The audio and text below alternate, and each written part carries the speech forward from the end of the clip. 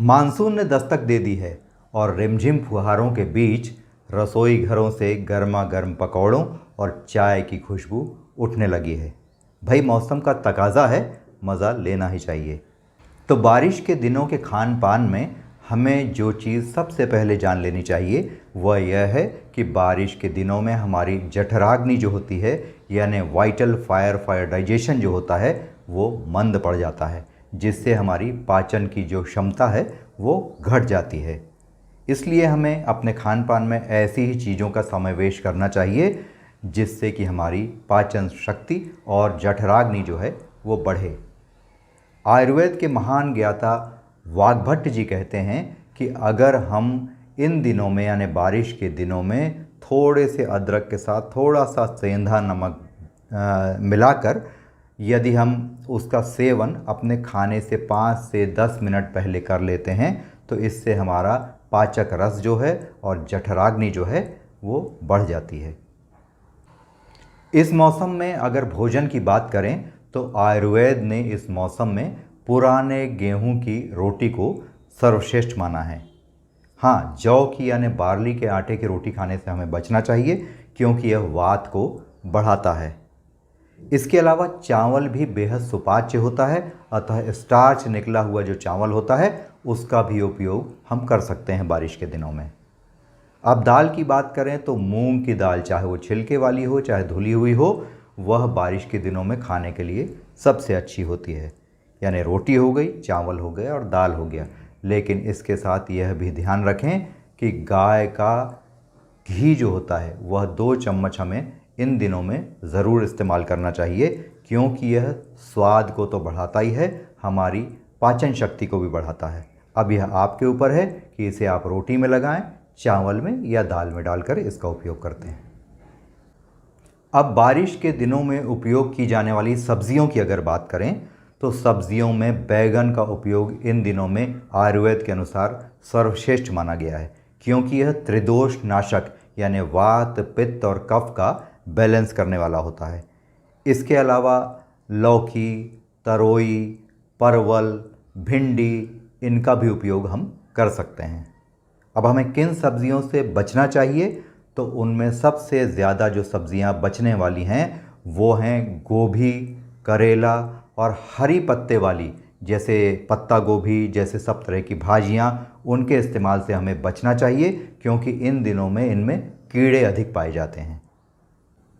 जो लोग नॉनवेज खाने के शौकीन हैं उन्हें विशेष तौर पर इन दिनों में मछली यानी फ़िश का सेवन बंद कर देना चाहिए क्योंकि यह मछलियों का, फ़िश का ब्रीडिंग सीज़न होता है।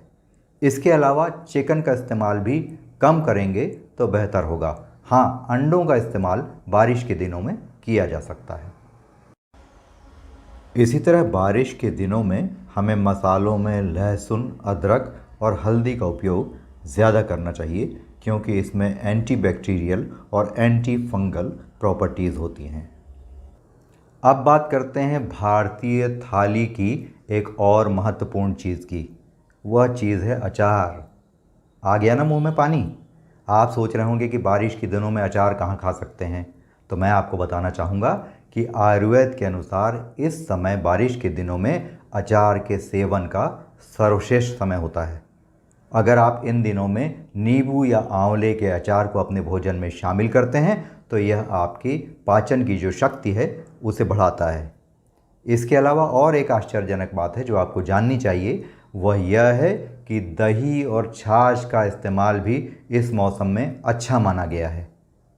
आप कहेंगे कि दही और बारिश में? जी हाँ, क्योंकि दही और छाछ की तासीर जो है वो गर्म होती है, इसलिए इस मौसम में इसका उपयोग भी सीमित मात्रा में किया जा सकता है। हाँ, बस एक ही बात को ध्यान में रखना चाहिए हमको कि शाम के समय यानी रात के भोजन में हमें दही और छाछ का इस्तेमाल नहीं करना चाहिए। और हाँ, बारिश के दिनों में पान के सेवन को भी अच्छा माना गया है क्योंकि यह हमारे पाचक रस को बढ़ाता है। मौसम के खान पान के बारे में आयुर्वेद में एक बहुत इंटरेस्टिंग रोचक दोहा है जो आपको मैं बताता हूँ। सावन साग भादो मही, क्वार करेला कार्तिक दही, मरही ना तो परही सही। इसका मतलब ये होता है कि अगर मौसम के अनुसार अपने खान पान को आपने ठीक न रखा तो आप भले मरेंगे नहीं, लेकिन बीमार ज़रूर पड़ जाएंगे। मानसून के दिनों में गीलापन यानी ह्यूमिडिटी क्योंकि बहुत ज़्यादा होती है, इसलिए इन दिनों में skin infection, bacterial infection, fungal infection, ये सारी चीज़ें ज़्यादा होती हैं। इसके साथ ही जो पानी से होने वाली बीमारियां हैं, क्योंकि पानी जो है वो कंटेमिनेटेड हो जाता है, तो उससे होने वाली बीमारियां जैसे हेपेटाइटिस होता है, हमें टाइफाइड होता है, डायरिया होता है, वो भी बढ़ जाती हैं। तो इन दिनों में हमें अपने खान पान की साफ़ सफाई का बहुत ध्यान रखना चाहिए, हमारे घर के साफ़ सफाई का बहुत ध्यान रखना चाहिए। हमें कभी भी गीले कपड़े या डैम्प वाले कपड़े नहीं पहनने चाहिए और अपने शारीरिक साफ़ सफाई का भी हमें ध्यान रखना चाहिए, तभी हम स्वस्थ रहेंगे। आइए अब बात करते हैं कि हमें बारिश के दिनों में पानी कैसा पीना चाहिए, क्योंकि जैसा मैंने अभी आपको बताया कि बारिश के दिनों में पानी में बैक्टीरिया बढ़ जाते हैं, जिससे पानी से होने वाली बीमारियां भी बढ़ जाती हैं।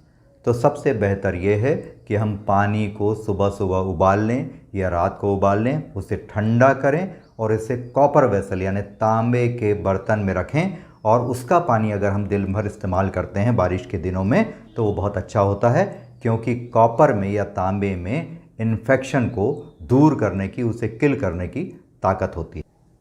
अब आप जानना चाहेंगे कि बारिश के दिनों में ऐसे कौन से फल हैं जिनका इस्तेमाल हमारे लिए ठीक रहेगा। तो इसमें मैं आपको ये बताना चाहूँगा कि जो ज़्यादा पानी वाले फल हैं जैसे तरबूज, खरबूज, इनके इस्तेमाल से हमें बचना चाहिए। लेकिन नाशपाती, सेब और कुछ आम जो बारिश के दिनों में आते हैं उनका उपयोग हम कर सकते हैं।